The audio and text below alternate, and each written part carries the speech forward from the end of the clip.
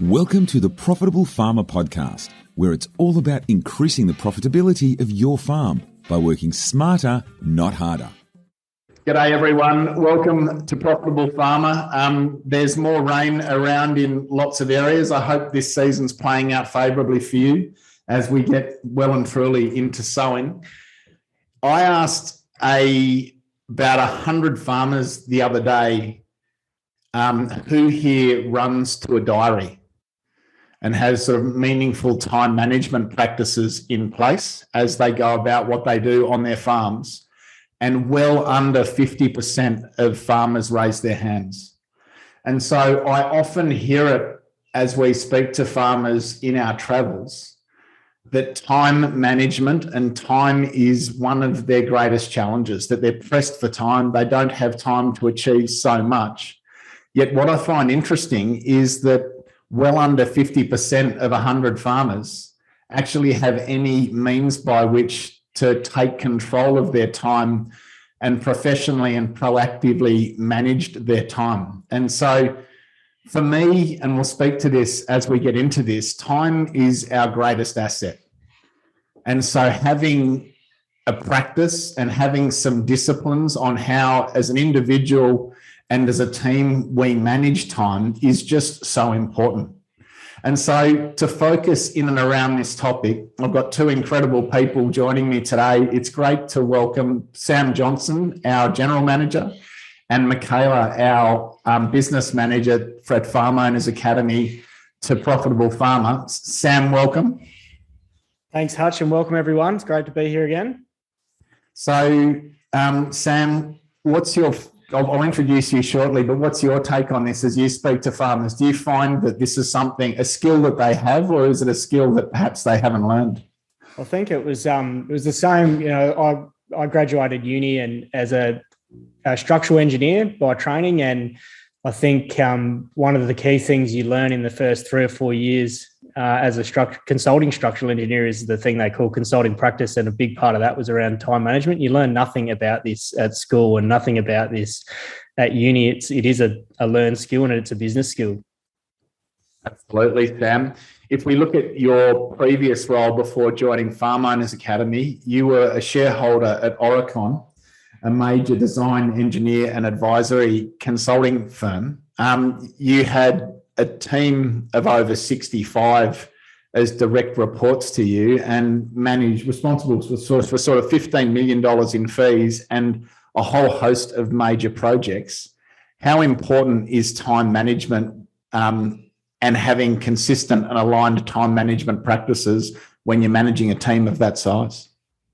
It was critical for me, Hutch. I would have some days where I would have meeting back to back for 8 hours. So if I wasn't in control of my diary or in control of my week and I wasn't scheduling in the important things first, they just get filled up with other people's priorities. So it was just super critical for me to be thinking about what were the key things that need to be done and planning in advance time for those things to occur, and also planning in time for me to be able to have space to think and do the other things that you need to do as a business leader, which is deal with things as they emerge or as they arise.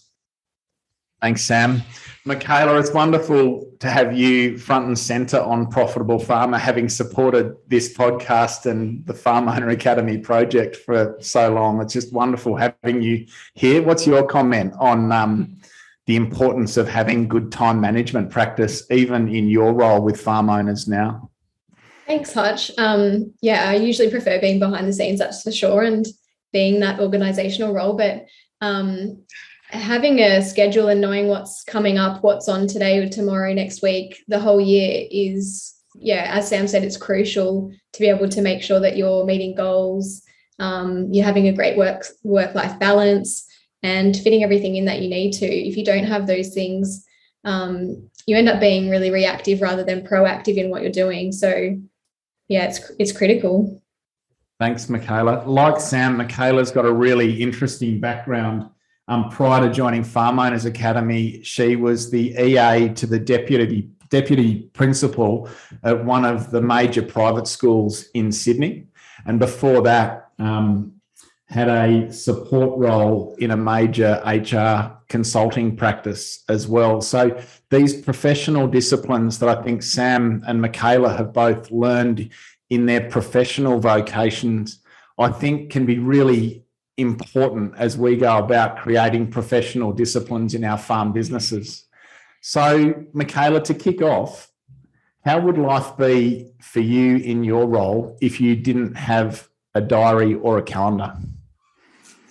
Yeah, wow. I think I'm so used to relying on a diary, a calendar, and a to-do list that I can't really imagine my life now without one. But if I had to, I think I'd be turning up each morning and I'd basically just be guessing what I'm doing, perhaps focusing on the wrong tasks and never really following anything to completion. So I think it would be really unproductive for me not to have something like that. Thanks, Michaela. I think it's so interesting. If we think about those 100 farm business owners that I asked that question of the other day, I'm going to say, yeah, probably 35% of them had a diary. It just absolutely fascinates me. If we think about the 65 that don't, I think to your point, Michaela, they may well have it all in their head, be trying to manage all aspects of their business, without any real structure or really robust plan.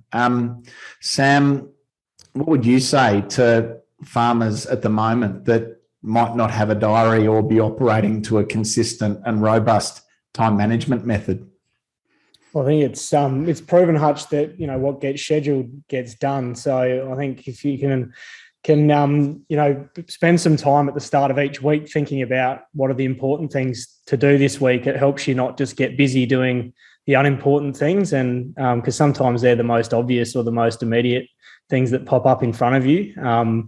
And it's easy to just get sucked into the rabbit hole of dealing with all these little tasks that don't actually take you forward or don't actually add a great deal of value, but just consume a heap of time. So, yeah, if you can just take a little bit of time at the start of each week to think about what's my intention for the week and what are those important tasks that I need to get done, and make space for them first, then the rest of it can happen around that, and that you've cracked through a few key things. So both Sam and Michaela are quite incredible in how they do run their diaries, support each other and the whole team in making sure we're all set up to be effective, and how they work to-do lists that are well prioritised and well thought out in advance. Sam, what is your time management practice? If we can sort of speak to how you work with your diary, how you work with your emails, and then how you work to and structure and work through a to-do list. Would you mind speaking across those? And then I might throw that same question to you, Michaela, if that's okay. Yeah, of course. Sure. I think a few things, Hutch, and you drawing me in further here if I don't explain these properly, but starts for me with making sure that I've got a plan for the quarter. So what are the things that I want to achieve or that the business needs to achieve in the quarter, and making sure that there's some good strategic goals there that we're looking to crack off, and that I've broken those down into chunks and I'm clear on who in the team's going to be doing what. So that happens at the start of each quarter. And then I spend about half an hour each week planning my week, either on a Monday morning or on a Sunday evening, depends what I've got on, but I tend to like to do it on a Monday morning, get into work a little bit early and just spend half an hour setting my week up over a coffee. And then I spend 10 minutes each day planning my day. So once I've got my weekly plan together, I'm looking at my planning my day, and I run a diary in Google Calendar. It's a free calendar you can set up. You can get an app on your phone. It's really helpful. You can put reminders in there, and I just block out time for the key priorities that I've got, and any other meetings that I've got in there are scheduled in. A key thing for me is a weekly meeting with my team to help make sure that they're clear on what the priorities are for the business, and that I'm helping them prioritize their tasks as well. So often they've got competing priorities, and one of the key things you can do as a leader is help them think about what are the most important things for them. And then basically, Hutch, I work on just focusing on one thing at a time.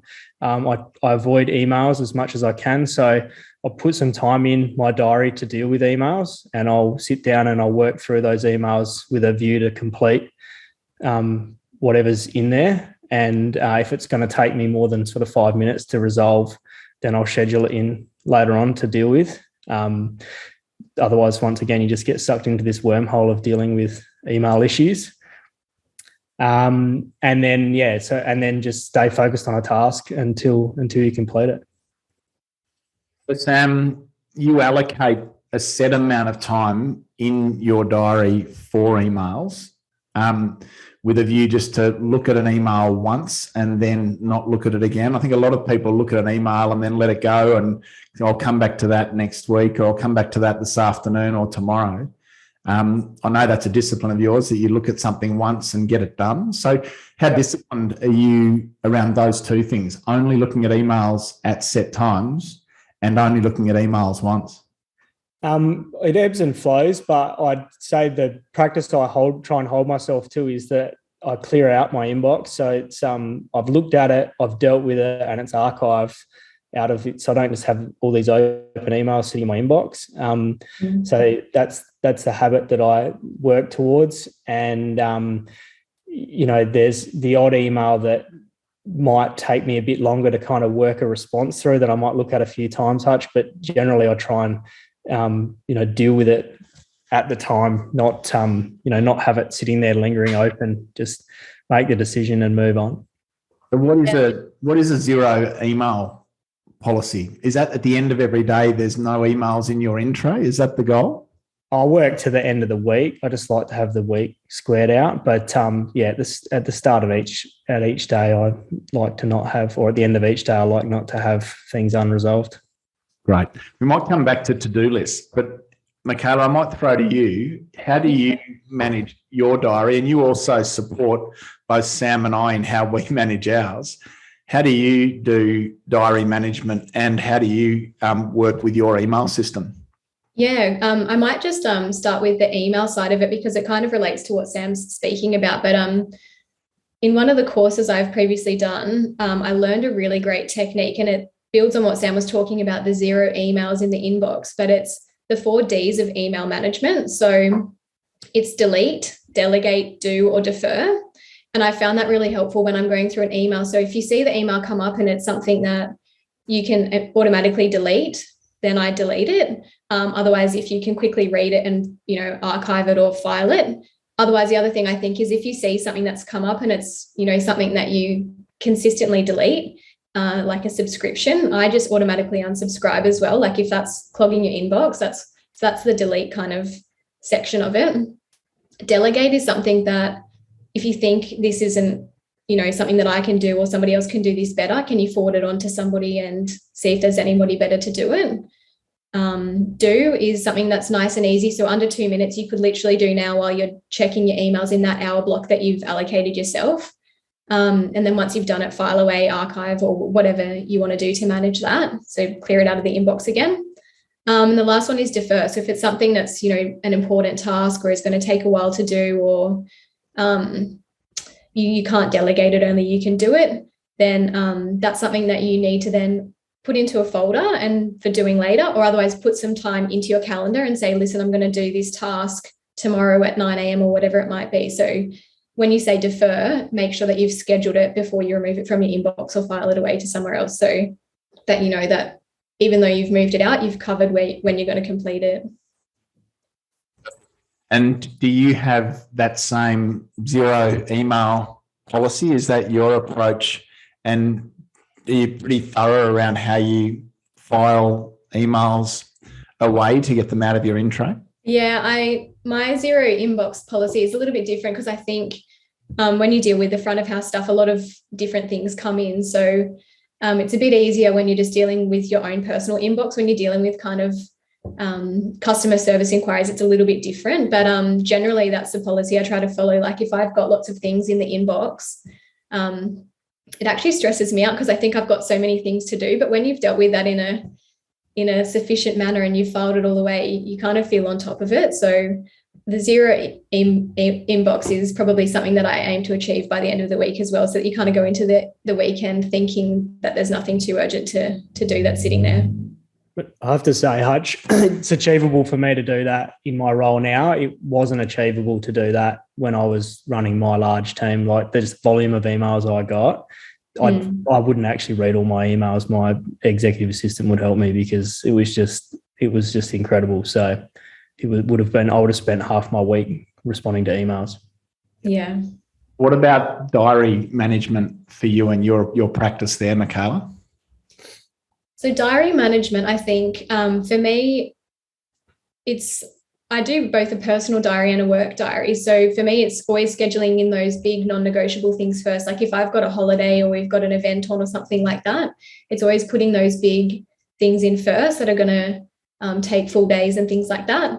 And as Tracy mentioned, it's also putting things in that are going to like fill your cup. So personal things as well, to make sure that you have those days and times blocked out to yourself where you need to have that. And then other than that, it's just looking ahead and planning when you're going to do things. So similar to Sam, I would always kind of plan my week on a Monday morning or maybe a Friday afternoon while I'm at work, what I need to do for the next week, a list of what things need to be done. And then I chunk that down. I'm sure we're probably going to get to the task list soon, but what I need to do in terms of the biggest tasks and other things that need to go with that as well. But yeah, calendar is an interesting one. Like, I think you've also got to be careful, like when you're putting in meetings, to have, that time to yourself to prepare before that. If you're going to travel somewhere, to add that time to travel. How you can best optimize your diary and what you're doing. Great point. If people have an appointment that involves someone else, they tend to put that into their diary if they have one. But what we don't often do is schedule the things that are important for us, meetings with ourselves. And so just to share what I do, I've got 2 diaries like you, one for farm, self and family. And so all the key farm events that we need to schedule, be it sowing, drenching, harvesting, if I know a fencing contractor's coming, that goes in a certain colour next to family holidays, tennis, golf, date night, all those things all go into personal, self and family. And I've got my Farm Owner Academy diary.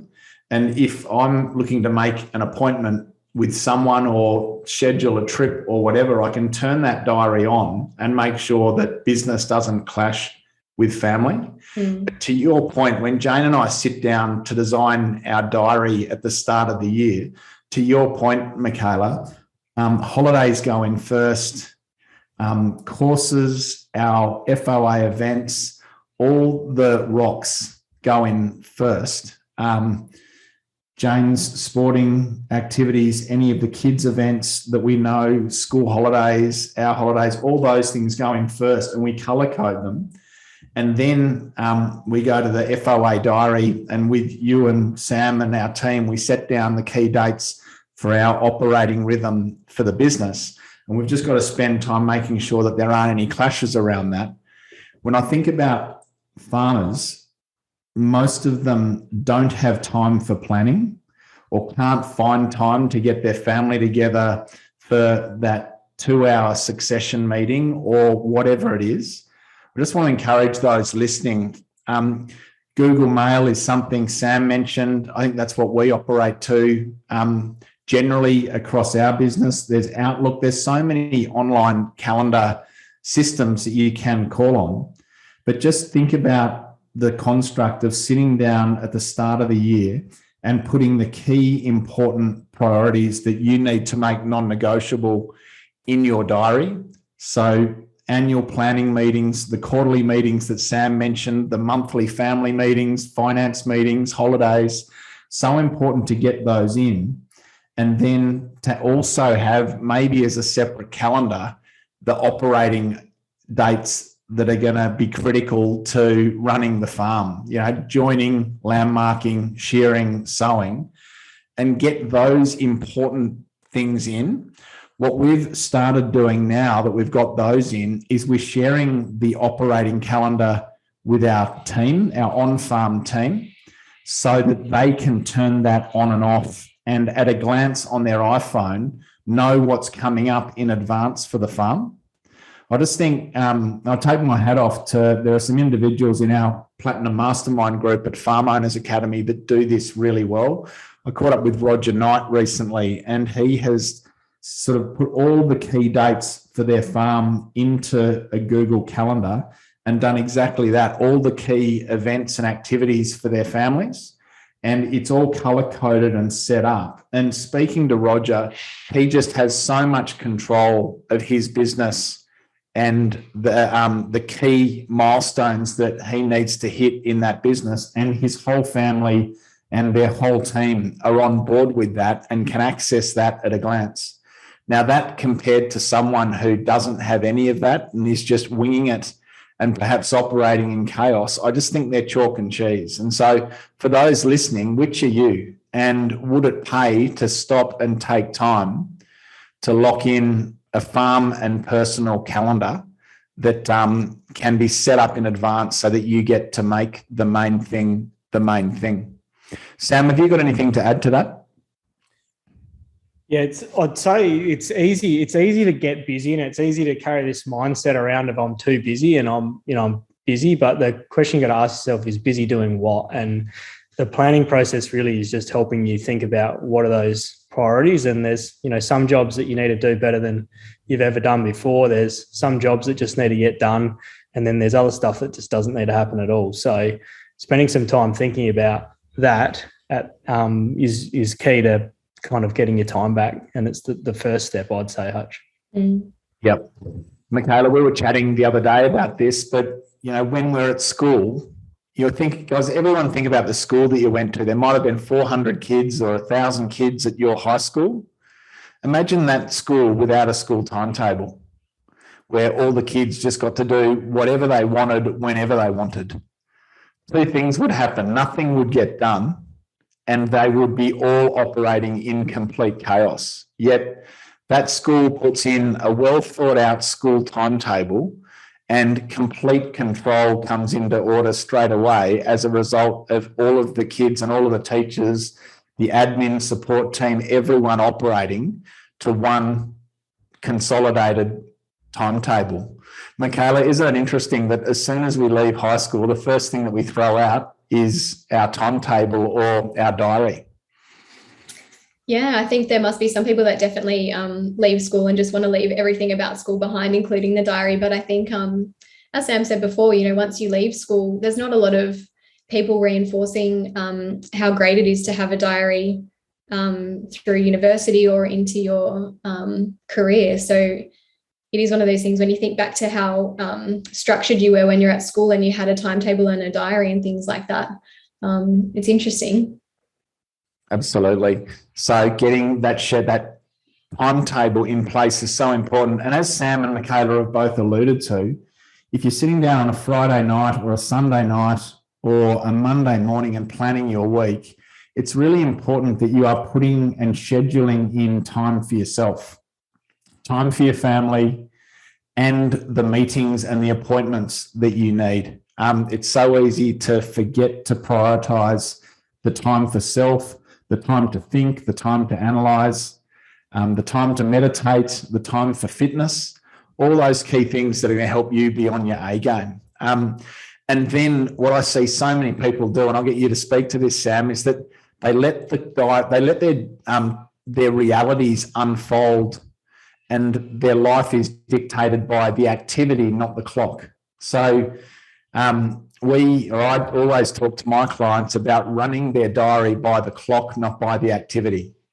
So if you put 2 hours in your diary, that the task just has to get done in that time, and you don't let it run into the 3rd or the 4th or the 5th hour. I think if you give anyone all day to get something done, they'll probably take all day to do it, where if they actually stopped and thought about it, they probably could get it done in 3 hours. How important is it to lock out time, as you mentioned, Sam, for emails, and irrespective of how far through your emails you are by the time the o'clock comes up, that you stay true and disciplined to that time allocation and turn off your emails and get on with the next activity, rather than letting it take 2 or 3 hours to get through, the task like emailing.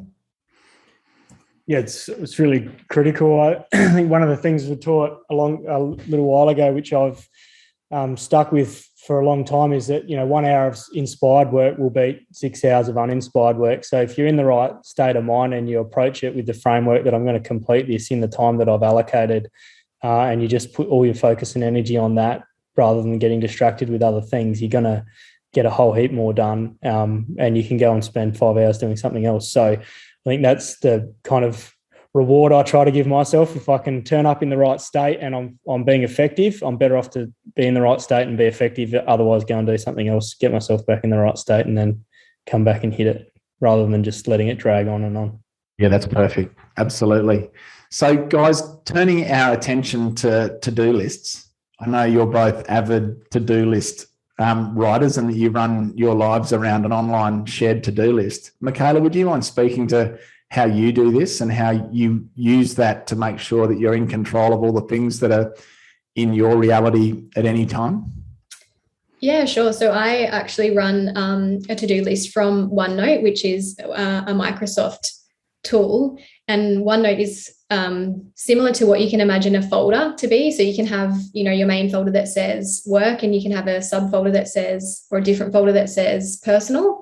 And in that, you can think of each tab as a new page. So I've got to-do list, and then I've got completed, and I've got a few other main things to focus on as well. But in my to-do list, I generally have them structured in the urgent and important, important, not urgent, and other tasks that are in that kind of would be nice to complete but not urgent space. And at the start of the week, what I do is I think about what I want to get done for the week. And in my daily plan, I focus on kind of one big thing that I almost want to chunk out. And I spend the first 90 minutes or so of my day just focused on that task. And then I try and get a few other things completed as well. But I think the key for me is not to add too many things to your to-do list each day. When you see a whole, mountain of things, basically I keep my big to-do list so I don't see it, and I just have my daily, what I need to get done for the day on there, because it's so easy to get distracted in all of the other little things that you need to do. When you've got 7 things or something on your to-do list just for the day, it's so easy to get those ticked off. And I do actually keep a separate tab in my OneNote for completed tasks, so that when I review the week at the end of the week, I can actually see how many things I've achieved. Sometimes you forget what you've done in a week, and it's really nice to sometimes just go back and see everything that you've actually managed to accomplish.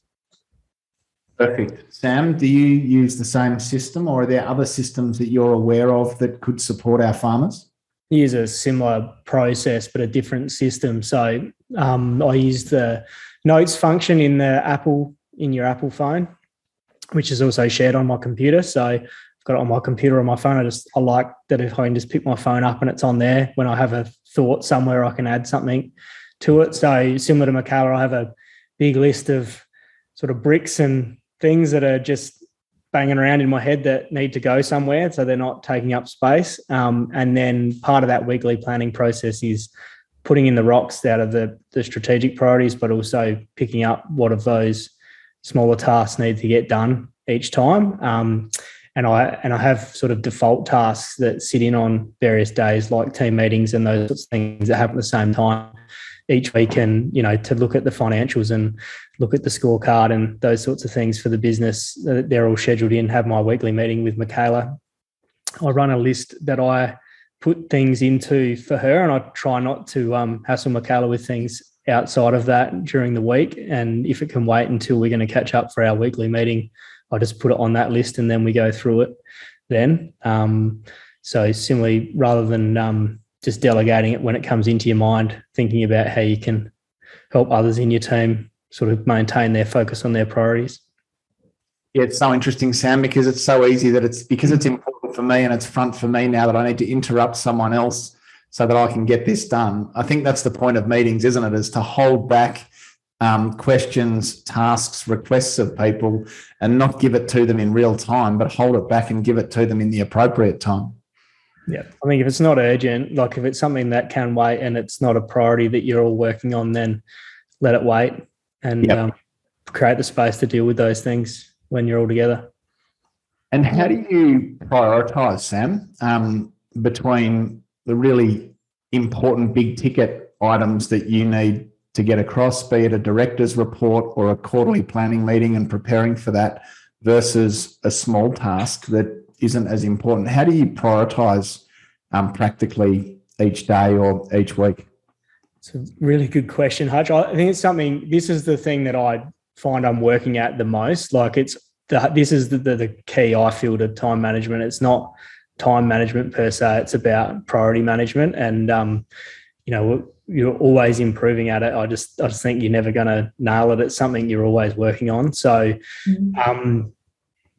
it's really, for me, about looking a couple of weeks ahead and thinking about the things that are coming up and looking at having them completed in advance. I think if you're always operating right up to the deadline on everything, it's really hard to remain strategic. You're always fighting fires on multiple angles. Like, you've got to plan that things are going to come up that you can't plan for. Like, you might get sick for a week, for example, just had COVID. So, you get those sorts of things come up. If you're always operating right to the minute, then, all of a sudden everything's a crisis. So I think that's the key, Hutch, is looking at having those strategic priorities being completed in advance, not sort of up to a deadline that's the drop dead date. Michaela, how do you prioritise across those multiple tasks that are on your to-do list? Yeah, similar to what Sam said, I think it's definitely, if you've got things in the next 2 weeks that are coming up and need to be done by a certain date, and that's a non-negotiable, that the deadline's going to happen regardless of what you say or do, those things need to definitely be prioritized. If you've got other things, as I said, I used that method before where, the 4 quadrant model where you break things down. I love color coding. So I actually have like things that I think are urgent and important are like in a red background. Things that I think are not so urgent are orange, and things that I think can wait are green. So that's how I generally prioritize what needs to be done. As in, like, what needs to be done today, what can wait till next week, what can be done in a month's time or something like that. I'm a big fan of doing it like that. Yeah, before I got into notes like you, Sam, I had an Excel spreadsheet and I had 4 priorities. A had to be done this week. B can be done next week. C had to be done sometime this month. And D was defer or delegate. And I would just race down my A list and make it AA, and it would then sort of bounce to the top. And then I would take those items and schedule them into my diary at a time when I wanted to do them. And then I could throw out my to-do list and just focus on my diary and staying true to the items that I booked into my diary. I found that really useful. Like you say, Sam, what's wonderful with Notes or OneNote is that it's an app on your phone and you can take it wherever you go. And if you're sitting and you've got a few minutes between appointments or phone calls, or you're sitting on the motorbike behind sheep, you can look at your to-do list, make those few calls, tick those off, add any thoughts that come into your head to the list, prioritize them, schedule them.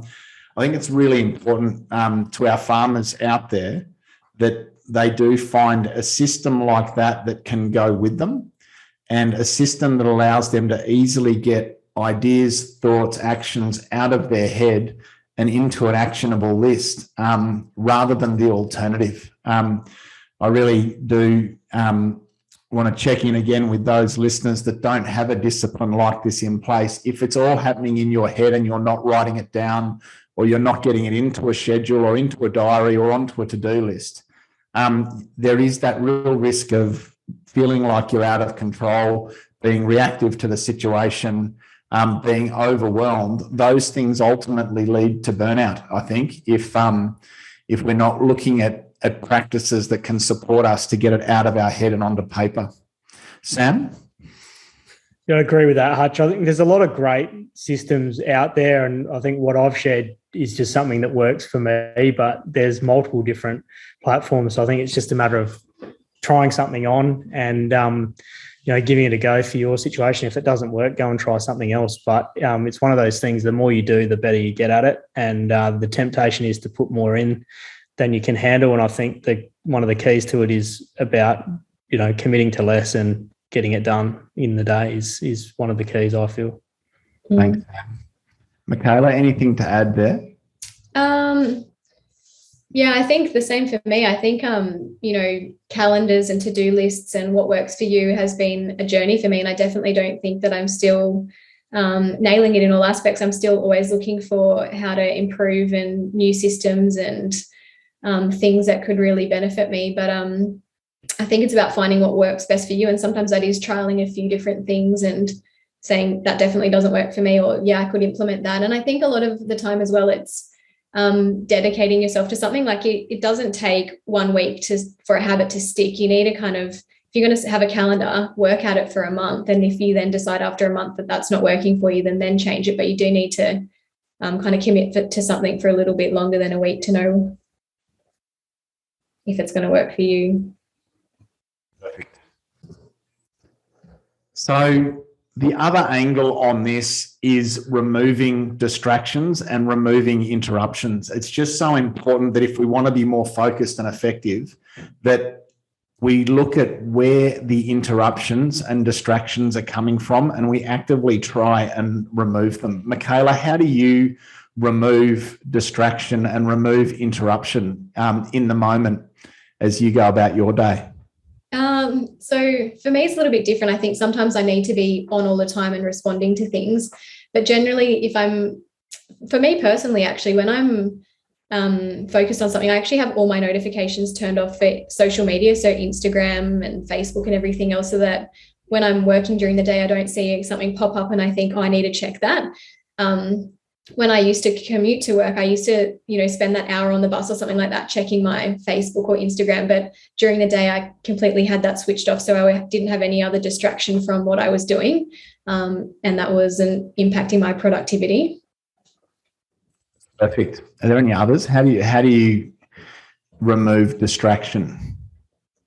I also think the same with emails. I think that's if you've got your emails, every time a new email comes in and it pops up on the screen, that can also be really distracting to what you're doing. If you're consistently working on a task, you see something pop up, you open the email, you read it, then you're automatically thinking of the next task and your focus has been taken away from the task that you're currently on.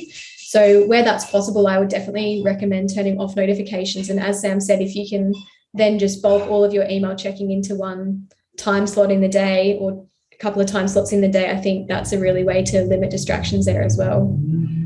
The other thing's just having a clean workspace and, not having other distractions out on the desk and, scheduling in breaks where you can go and be distracted so that you're not, and hold yourself to not do it in between. So go and deal with it in the break rather than when you're in focus time is helpful. And I've found I love having two screens, but recently I've been working on when I really need good focus is just disconnecting the second screen so that I don't get sort of sidetracked by whatever's on my other screen by accident. So I've found that's been really helpful as well.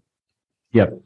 For me, I love the concept. It's been proven that we're 8 times more effective on an aeroplane than we are at our own desk. And often our desks have so many distractions in and around them. And so I've tried to create my reality that there's never anything on my desk except the task that I'm focused on. And when I look up, there aren't any folders or any visuals that can distract me. I think it's so important that we actively keep our offices tidy and remove distraction. And given that same metaphor, I lock out time. I absolutely allocate two slots in my diary each week for 3 hours where I lock out time to think about how we might improve this business and implement on key strategic activities. And so having lockout time in your diary, and I'm pretty disciplined around removing all interruptions. I let the family know, I let the kids know, I let the team know when I'm going to be offline in that. I leave my phone outside the room. I turn off emails. It's just so important that we actively seek to remove distraction and interruption so that we can be focused on the one thing at any one point in time. So, Michaela, what books, courses, training have you come across that has helped you in this space? Yeah, sure, Hutch.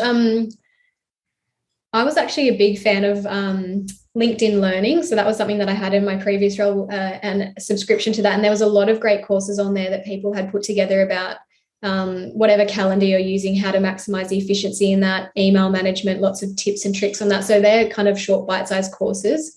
Another one that I'll share with you was when I first started with farm owners, one of the suggested books on the reading list was the 5 a.m. Club. And while I got a lot of that out personally, there was one method that Robin Sharma mentioned in there, and that was that it was called the 60-10 rule. And it was about how peak performers work in cycles, so that for 60 minutes, you do your most intense work, you focus on that task, you limit distractions, and you give that 100% of your energy. And then after that, you take 10 minutes off to, refuel and do something that's not completely irrelevant to what you were doing before. So maybe a meditation, a walk, just go outside, get some fresh air.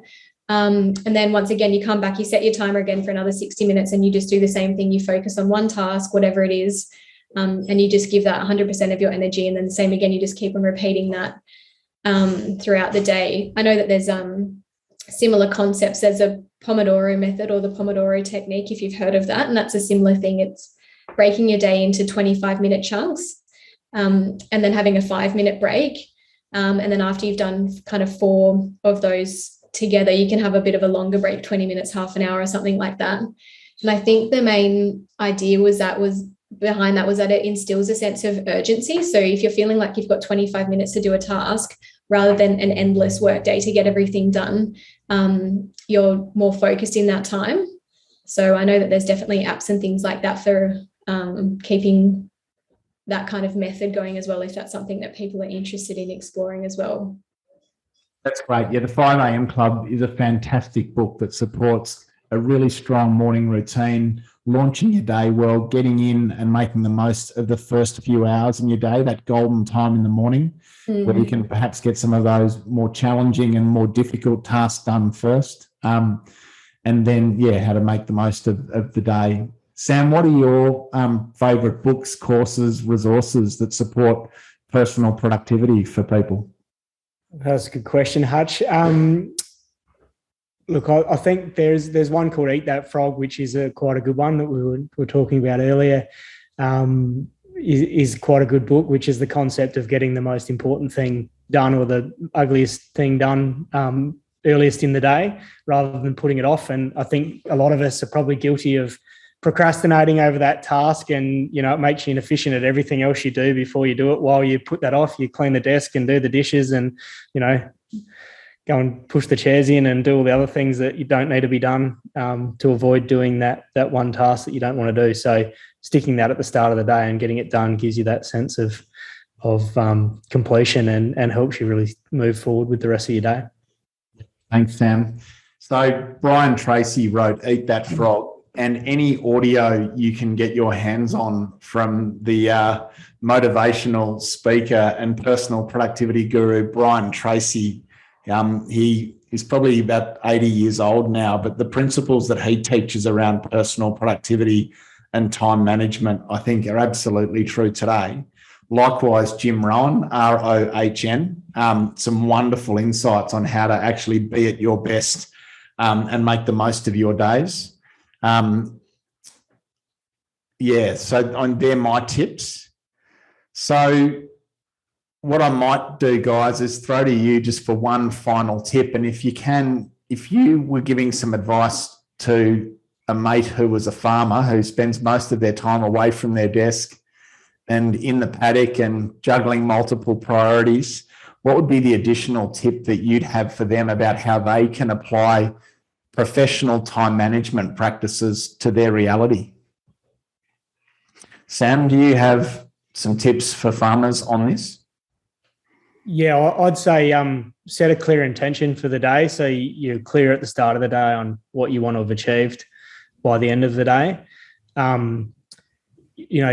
Use your team. Don't think about who can help me to do this rather than how do I do everything. And just go in with a plan and have those core tasks, give them a time, block out some space to do it, and go and focus on that before moving on. Put the phone on silent, do those sorts of things. Yep. It great reminds me of two questions that Brian Tracy says to always ask of ourselves. Is this the best use of my time right now? Is a great question to always be asking. And the other one is, who can do this for me? I think if you as farmers can constantly be asking those questions and looking to let go of activity so that you can focus on bigger ticket items, is this the best use of my time right now? And who can do this for me are two great questions that can support us in reality and in real time. Michaela, what would be your tip for farmers and both, how they navigate their offices and how they navigate being away from their offices a lot of the time? I think if we come back to just task-oriented sentiment, I think there was a great analogy that I remember, and it was, if there's 10 rabbits and you just want to catch one, just focus on one. Yeah, that's the main learning I'll take away. Yeah. Yeah, so true. So many of us are trying to trace 2 or 3 or 4 rabbits and we get none. Yeah. Thank you. So as I said to both of you, Sam and Michaela, the way that you shape our quarters and our months and our weeks and help us all construct diaries that can allow us to be at our best within Farm Owners Academy, how I see you managing your diaries and multiple competing priorities and big task lists and punching through them. I think it is world-class and it's second to none. Thanks for sharing those insights. I think this is a really important topic for our farmers to explore. It's such a simple construct that often we forget about it, but if time management is truly, or time is our greatest challenge, then time management practice applied well can be the thing that can set us free. Michaela, thanks so much for your time and insights today. Very much appreciated. And as always, thank you for all you do. Thank you, Hutch. Thanks for having me on for my first podcast. Great having you involved. You've done so well. We're definitely going to have you back. Oh, no. And Sam, once again, great having you part of Profitable Farmer. Thanks for all you're doing in your leadership to our project, and thanks for your input today. Thanks, Hutch, and thanks everyone for listening, and good luck for those of you who are seeding at the moment. Thanks, guys. Take care. Great having Sam and Michaela on the call just now. Just to stop and reflect, guys, if we lose our car or our tractor, or some of us have had floods and fire that have decimated our farms, the reality is we can get those things back over time. But once time's gone, once I've turned 40 or 41 or 42, or once this week goes, I can never get that time back. Now, we all on average have about 8,000 weeks in our lifetimes, which is a whole bunch of minutes and a whole bunch of seconds. But the reality is that the most successful people on the planet don't have any more time than you or I. Yet they can, achieve so much in their lifetimes, make such an impact on the universe, create millions and billions of dollars. But in reality, time's the only non-renewable asset, and it's the most precious non-renewable asset that we have. The people who truly shoot the lights out in life and in business don't have any more time than you or I. We all experience time the same way. In reality, time's the one thing that we can't control, because there's nothing surer than the seconds are just going to tick by. We can't control that. The only thing that we can control is what we focus on and what we prioritise. And I think as farmers, we listen to Sam and Michaela, they've learned professional time management conduct because they've worked in professional service firms. Those firms, engineers, architects, schools, physiotherapists, accountants, vets, they all trade time for money. So they're successful in their vocation to the degree to which they use their time well. Now, in farming, because we're selling commodities often, we don't learn professional time management conduct. But those farms that apply professional time management practices to how they run their farms are the ones that are absolutely shooting the lights out. So have you got a diary in place? Is it the same diary methodology that is shared across your team? Is everyone on the same page with how they use and manage their diary? Do you have a method by which to efficiently navigate emails and phone calls and text messages? And do you have a really meaningful and well thought out to-do list that's prioritized ahead of time to allow you, and I love these two comments, to plan next week this week and to plan tomorrow today?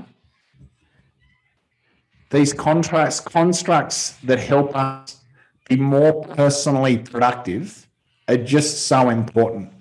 And so just to recap on what we've touched on, have a calendar and set it up in advance and get the important things for yourself and your family and your farm in the calendar at the start of the year and at the start of each quarter. Make sure that you're scheduling time in that calendar for high priority activities and that you're living life true to that calendar. Run your life by the clock, not by the activity. Give something an hour and a half to do it, get it done in that time and move on. It's what professional people do. Make sure that you've got a method by which to efficiently navigate your emails, a method by which to remove interruptions and distractions, and then a really clear and well thought out method to have a to-do list that's shared with the key people around you and across your team that you can prioritize. And as Sam and Michaela both said, aim to get less onto your to-do list for today and feel good about completion on that on a daily basis. There's so much good insight into what Sam and Michaela have just shared. Remember to lock out time in your diary for the important things, time for you, time for thinking, time for being the CEO to your business, and time to implementing on projects that are truly going to move your business forward. As a final comment, most farmers don't value their time and are doing a whole lot of things that are low value activity that you could employ someone or contract someone in to do for $20 or $30 or $40 an hour. Now, as I said at the start of this wrap up, the people who are truly shooting the lights out just value their time and focus their time on $100 and $1,000 an hour activities rather than those low value tasks. So have a look at how much time you're getting to be the CEO of your business. Is it 5% of your week, 10% of your week? Is it 20% of your week? And what are the things that you need to stop doing and delegate so that you can free up time to focus on higher value activity? So a final comment from Brian Tracy before I round out. We feel good about ourselves to the degree that we feel like we're in control. And so if your plans and your to-do lists are just in a little notebook in your pocket that's got scribble all through it, or not even that, just in your head, then look at what time management practices and tools and resources you can call on so that you can get all of those thoughts and all of those actions and all of those to-dos out of your head and into a list and into a diary and onto paper so that you can have a clear head and focus on bigger ticket items. As I said, this is a simple task. It's a simple topic that often we overlook. But the key to success in life and in business is not how good our plans are, it's how well we implement on our plans. And the things that we've spoken about today are all about helping us implement more professionally and more effectively in every hour, in every day, in every week, and and every month. I hope that's been helpful. Time management and personal productivity is a skill that most of us in farming and in agriculture haven't learned.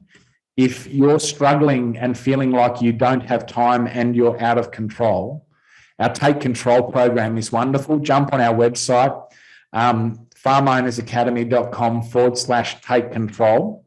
It's a really good program that focuses in on this in more detail, or use some of those resources that we've touched on in this podcast and commit to learning the time management practices that professionals in other industries are using to be effective in their roles. They equally apply to us as farmers.